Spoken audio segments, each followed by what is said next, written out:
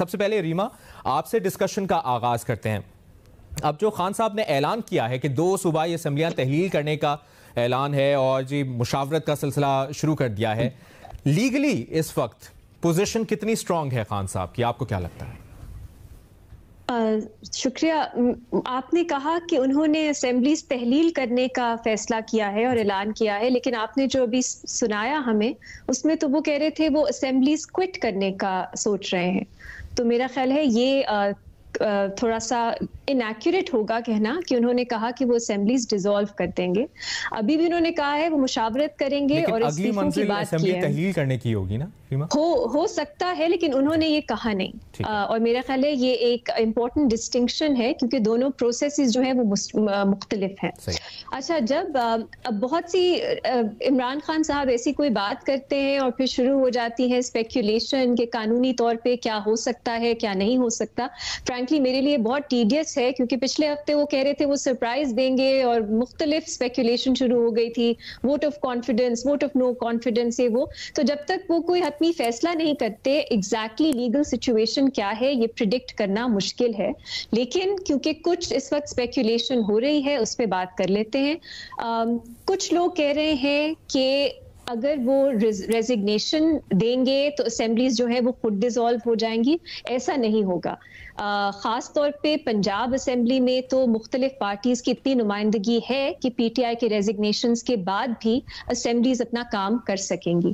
KP assembly में शायद मुख्तलिफ सिचुएशन हो जाए वो एक लेजिटिमेसी अपनी बिल्कुल ही खत्म हो जाए वहां पे अगर मेजॉरिटी जो मतलब बहुत भारी अक्सरियत जो पीटीआई की है वो रिजाइन कर देते हैं। दूसरा सवाल ये है कि पीटीआई जो है क्या वो असेंबलीज डिसॉल्व कर सकती है कि नहीं।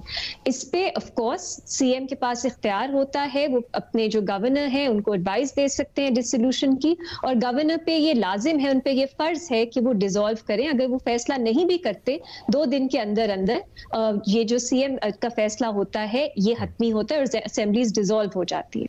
अब उसमें कुछ रुकावटें हैं, वो ये है कि अगर वोट ऑफ नो कॉन्फिडेंस का मोशन का नोटिस जो है वो दे दिया गया हो चीफ मिनिस्टर के खिलाफ, तो उनके पास ये इख्तियार नहीं रहता जब तक उस मोशन पे वोट ना हो जाए कि वो असेंबलीज जो है वो डिसॉल्व करने की एडवाइस भेज सके।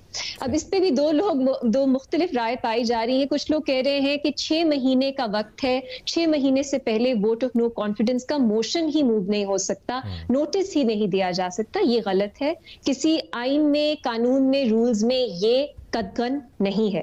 दूसरा ये सुनने में आ रहा है कि क्योंकि सेशन अभी तक जुलाई से कंटिन्यूड है, प्रोरोग नहीं हुआ, तो वोट ऑफ नो कॉन्फिडेंस का नोटिस नहीं दिया जा सकता, मोशन मूव नहीं हो सकता। तो आइन पढ़ा है, कानून भी पढ़े हैं, रूल्स भी पढ़े हैं, पंजाब असेंबली के भी ओवरऑल आईनी तौर पे भी मुझे नहीं समझ आ रही ये कहां से लोग जो एनालिसिस है या ये ओपिनियन है ये दे रहे हैं। ऐसी मेरी नजर में तो अगर जो लोग ये बात कर रहे हैं प्लीज उनसे पूछिए कि वो किस बेसिस पे कह रहे हैं कि पहले सेशन जो है वो प्रोरोग होगा, उसके बाद आप सिर्फ तभी नोटिस दे सकते हैं, मोशन मूव कर सकते हैं। मेरी नजर में ये रुकावट नहीं है। एक और बात, गवर्नर्स रूल की बात हो रही है, उसमें देखिए हमारे आइन में इमरजेंसी प्रोविजंस है। कुछ गवर्नर और प्रेसिडेंट को इख्तियार देती हैं, कुछ कहती हैं कि आप डिपेंडेंट हैं एक रेजोल्यूशन पे जो असेंबली मूव करती है। अब ये दोनों ऑप्शंस मौजूद हैं।